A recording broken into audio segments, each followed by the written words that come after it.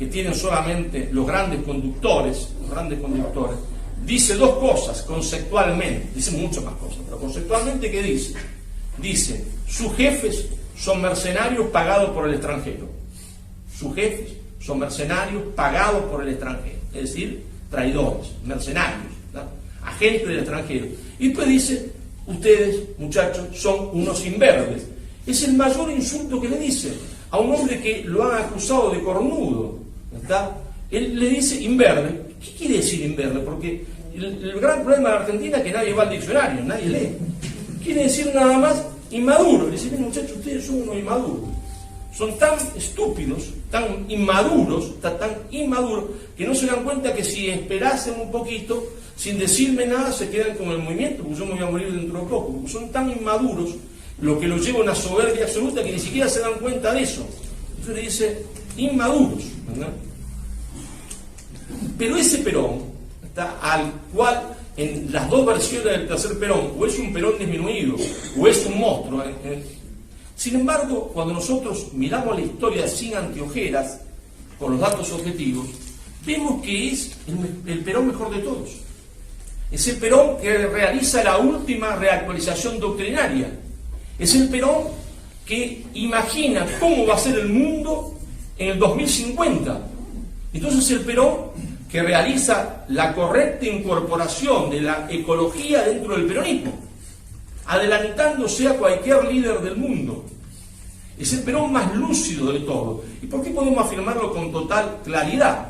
Lo podemos afirmar con total claridad porque es el Perón, se entiende, que hace el proyecto argentino, el modelo argentino para el proyecto nacional, el modelo argentino para el proyecto nacional, es decir, un esquema, un libro que habla, se entiende, para el mundo del 2050, mundo que nadie imaginaba. Él sí, decía, viene la etapa del continentalismo, cuando nosotros nos estábamos desangrando entre las naciones, va a venir después la etapa del universalismo, es decir, para eso tenemos que prepararnos, para eso tenemos que prepararnos construyendo un Estado continental, pero dentro de ese Estado continental, la primera célula de todas sigue siendo la familia, y habla, se entiende, casi como un sacerdote, y dice, la familia es el núcleo fundamental, y dice, señores, se lo dice a los jóvenes, el matrimonio es una misión, y quien no está dispuesto a cumplir como misión, que no se case.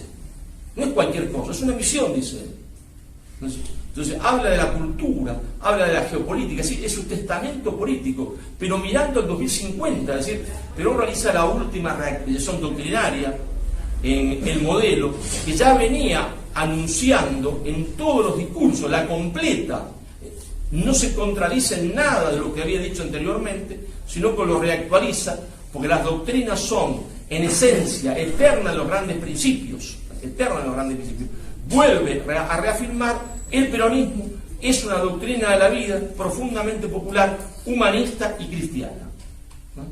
Esto es mortal para las dos ideologías que se están disputando el mundo en ese momento, porque Perón dice hay dos materialismos, el materialismo capitalista, el materialismo colectivista, y hay una sinarquía desde el punto de vista cultural, dice, los dos culturalmente son lo mismo.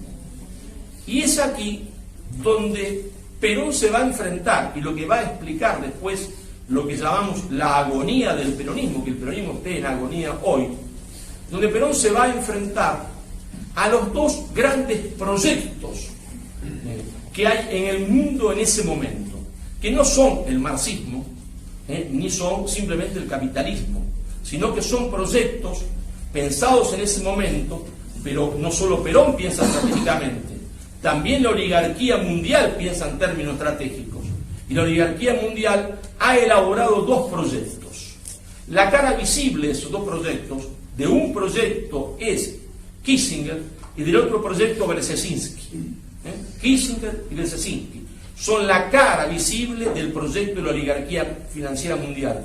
La oligarquía financiera mundial dice, señores, analiza exactamente el mundo como Perón, nada más que llega a conclusiones distintas que Perón, y a propuestas distintas. Dice, señores, para el 2050 este mundo va a estar superpoblado, con un gran problema ecológico. ¿Qué tenemos que hacer? La primera propuesta, se entiende, es la de Brzezinski. Hay que instaurar la economía de la muerte. hay que instaurar la economía de la muerte. Es decir, hay que instaurar un sistema económico que lleve al hambre, a la miseria y a la muerte. Recuerden ustedes que todavía estábamos en el keynesianismo, en los mejores 30 años de Europa, en los mejores 30 años de Europa, en donde se había conquistas sociales para los trabajadores, donde aparecían conquistas sociales en todas partes del mundo. Y ahí es cuando ellos deciden que el modelo económico va a ser, se entiende, el neoliberalismo. ¿Está? Porque el neoliberalismo es la economía de la muerte, conduce a la muerte. ¿No? Pero es en ese mismo momento histórico, ¿está? Ese mismo momento histórico. Esto no es que es una fantasía, en serio se reúne en lo que se llamó el Club de Roma, ¿no? Lo dejaron por escrito, aparte. Tuvieron la desfachatez de dejarlo por escrito. En ese mismo momento, la otra cara visible, ¿está? Pero del proyecto cultural, es el señor Henry Kissinger. Y Henry Kissinger dice entonces, ¿cuál es nuestro proyecto?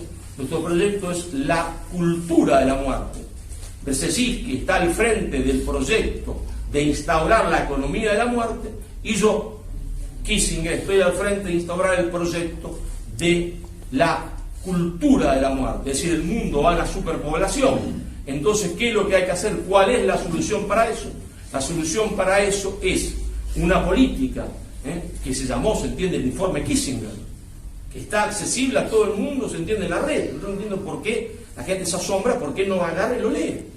Donde establece Kissinger las políticas fundamentales a llevar a cabo, es decir, control de la natalidad a través del aborto y a través de toda una cultura que fomente, se entiende, la destrucción de la familia, ¿está? Y el alejamiento de la mujer del tema de la maternidad. Es decir, hay que evitar de todas maneras la procreación en el mundo. Hay que disminuir la población. De una forma la vamos a disminuir con el plan de Brzezinski, de la trilateral, que es la economía de la muerte, y ahora la vamos a disminuir con la cultura de la muerte, obviamente complementado con el plan siempre presente, nunca extinto, que es el plan de las guerras, es decir, que se maten en sucesivas guerras muchas personas. Y Perón se va a enfrentar a esos dos grandes proyectos. Pero Perón no se va a enfrentar de forma solamente teórica. Perón se va a enfrentar de forma práctica, porque es la Argentina peronista, con el Perón más lúcido de todos, si es que hay tres peronismos, y si es que hay tres Perón, cosa que no lo hay, el tercero es más lúcido que los dos primeros. Porque es el hombre, se entiende, que propone la unidad nacional, es el hombre, se entiende, que lleva a la oposición a darle oficinas al lado de él en la casa de gobierno, ¿está? Es el hombre que se ha superado a sí mismo, que reactualiza en lo fundamental sin perder la esencia. Es el hombre que hace discurso de una profundidad que hasta el día de hoy no ha alcanzado ningún líder de la República Argentina, porque todos, en comparación de sus discursos, parecen discursos analfabetos, porque los libros que se publican por los llamados líderes de la Argentina parecen, se entiende, libros dedicados, ¿está?, a telenovelas, a contar chismes. Sinceramente, claro, contado chistes sinceramente. Ese Perón elabora, se entiende, un plan de resistencia al proyecto Kissinger, que es el que va a llevar la delegación argentina a la reunión de Bucarest. La reunión de Bucarest de las Naciones Unidas es la reunión fundamental, porque es ahí donde Kissinger piensa, a través de Naciones Unidas, imponer la cultura de la muerte. Imponer la cultura de la muerte, que venía trabajando él con todo su grupo, por supuesto Rockefeller en primera instancia, y la Argentina se opone a eso. Es la vanguardia de los países que se oponen, pero no solo la vanguardia, no lo hace solitariamente. El peronismo organiza la resistencia de los países del tercer mundo contra el plan de Kissinger. Y el peronismo organiza la resistencia contra el plan de Brzezinski. Contra el plan de Brzezinski, es decir, la elaboración de un modelo económico alternativo al neoliberalismo y al marxismo que no implique la economía de la muerte. Y entonces ustedes dirán, bueno, pero ¿qué tiene que ver todo esto con la agonía del peronismo? Tiene que ver porque nosotros no lo sabíamos, qué es lo que se iba a producir tras la muerte de Perón y tras, ¿no es cierto?, el golpe de Estado de 1976, que Perón ya había anticipado y había dicho que de producirse otro golpe de Estado sería de tal naturaleza que la Argentina que surgiría de ahí sería una Argentina colonial y la democracia que surgiría de ese proceso sería una democracia colonial, dice Perón. Y entonces tenemos dos momentos claves que llevan a la agonía del peronismo. Dos momentos claves. Ustedes saben que Perón decía, la historia es una serie de instantes decisivos, decía Perón. Una serie de instantes decisivos, no de procesos, como hablan muchos compañeros peronistas tomando el marxismo. Porque ellos dicen ser peronistas, pero toman las categorías de análisis marxista. Una serie de instantes decisivos, no de procesos, una serie de instantes decisivos. Ese instante decisivo, el primer instante decisivo que provoca la agonía del peronismo, es cuando, después de la hiperinflación, la primera, la asunción de Menem, y la segunda, Carlos Saúl Menem, ¿cierto? Carlos Saúl Menem adopta finalmente, ¿cierto?, el proyecto económico de Brzezinski, es decir, el neoliberalismo, la economía de la muerte. Cuando Carlos Saúl Menem toma el proyecto del neoliberalismo, lo hace suyo, es decir, el peronismo que había nacido como alternativa a todo eso, como oposición a eso, ¿está? El peronismo mismo toma, se entiende, todas las medidas económicas propuestas por el enemigo, la hace propia y las ejecuta en el gobierno, en nombre de Perón. En nombre de Perón. En ese momento, Carlos Saúl Menem abandona el peronismo, ¿no? Se va del peronismo. Pero yéndose del peronismo se queda con el peronismo, porque él es la figura central en ese momento del peronismo. Si yéndose doctrinariamente del peronismo, se queda momentáneamente con la estructura partidaria del peronismo. Y abandona el peronismo. Y ahí se produce la primera puñalada metafísica mortal al peronismo. Y el peronismo recibiría una segunda puñalada metafísica, que explica, se entiende, su agonía actual. La segunda puñalada metafísica se produce cuando la senadora Cristina Fernández de Kirchner, ¿no?, en el Senado de la Nación, en una noche fría del Senado de la Nación, una noche fría de la Ciudad de Buenos Aires, adopta como proyecto cultural el proyecto cultural de Kissinger. Cuando ella adopta el proyecto cultural de Kissinger, cuando ella adopta la cultura de la muerte, cuando ella vota a favor del aborto, está adoptando el paquete completo que había elaborado Kissinger, todas las medidas exactas del proyecto Kissinger, ¿está? Todas las medidas que después nosotros hemos denominado progresismo cultural, supuestamente de izquierda, que fueron elaboradas por Kissinger. Porque no hay una sola mesa medida de izquierda de todos esos piringos que desfilan con la bandera verde, ¿se entiende? Y el PO, está imberbe, ¿está? Que desfilan, se entiende, con el libro de Kissinger en la mano, el proyecto de Kissinger en la mano, ¿no? Esos son siervos del imperialismo, los más estúpidos de todos los siervos, porque encima son gratis, el imperialismo no le paga, por lo menos a Esper le paga. Yo prefiero a Esper, que es más inteligente, cobra por eso. Todos los idiotas van, se entiende, por Avenida de Mayo con las banderas verdes, gratis, son mano de obra gratis del imperialismo. Cuando la señora Fernández de Kirchner vota sí al aborto, ¿no?, sí al aborto, ella, exactamente igual que Menem, pasa la línea, salta la línea, se pasa de bando, abandona el peronismo. Es decir, igual que Carlos Saúl Menem traiciona al peronismo, porque toma, como Carlos Saúl Menem toma el proyecto cultural del enemigo. Está escrito ahí, no hace falta para nada que es una comprobación fáctica.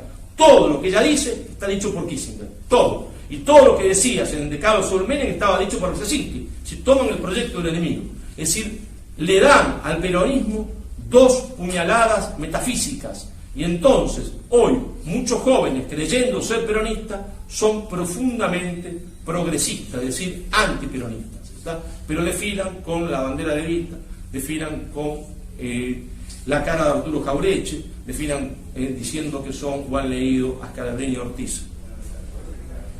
Esas dos puñaladas metafísicas que recibe el peronismo es lo que provoca, se entiende, la agonía que está viviendo hoy, pero una agonía dulce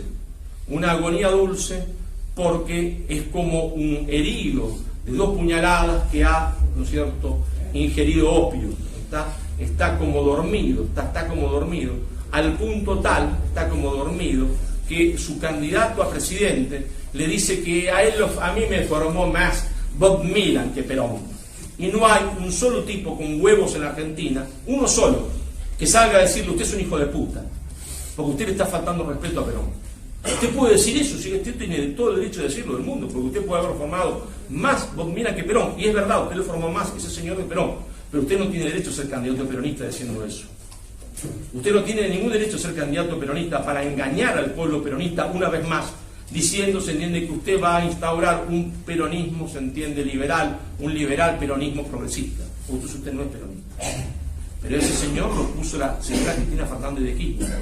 Y lo que es peor, por eso es una puñalada metafísica profunda, en toda ocasión que se había producido antes de estas dos puñaladas, antes de la puñalada de Menem y antes de la puñalada de la señora Cristina Fernández de Kirchner, siempre las bases peronistas, siempre los militantes peronistas habían resistido la traición de la dirigencia. Habíamos tenido muchas traiciones en la dirigencia, muchísimas, muchas de las cuales se enfrentó a cara descubierta el compañero Rulli. Pero es la primera vez que la militancia, por la aspiración a tener un cargo, un carguito, o por la aspiración de que un compañero llegue a tener un carguito y me dé algo, no dice absolutamente nada, calla la boca completamente ante la más completa negación del peronismo que se ha producido en su historia, tanto por los menemistas, tanto se entiende por los kirchneristas. Ambas cosas están vivas, uno está con Macri, el otro es candidato de un frente, se entiende, que tiene la desfachatez algunas veces de nombrarlo a Perón. Por eso estamos hablando, y hay que hablar ya sin eufemismo, no hay lugar más para eufemismo, no hay lugar para eufemismo, le decía yo con un compañero charlando al mediodía, porque estamos en la última trinchera. Estamos en la última trinchera. Si ellos pasan esta trinchera, seremos definitivamente derrotados, ya no tenemos más, ya hemos perdido toda la trinchera, venimos perdiendo de la 10ª, la 9ª, la 8ª, la 5ª, y ahora estamos en la última trinchera. Está en la última trinchera. Si ellos pasan esta trinchera, si ellos imponen, y lo van a intentar imponer con el macrismo o con el fernandismo, la ideología de género, que es antropológicamente contraria al peronismo, entonces el peronismo habrá dejado de existir como un movimiento nacional de liberación, se habrá transformado definitivamente en el partido de administración de la dependencia, y entonces sí tendremos que decir que nosotros no sabíamos, no nos habíamos dado cuenta, que el pueblo no lo había imaginado nunca, que ese trágico 1 de julio de 1974, ese día no solo moría Perón, sino que ese día moría el peronismo, ¿no? Y que, como el mío sí siguió dando algunas batallas después de muerto, pero en realidad estaba muerto.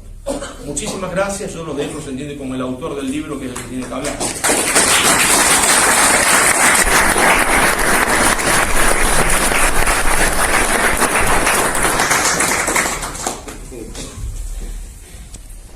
Bueno, ahora pasará a hablar Jorge.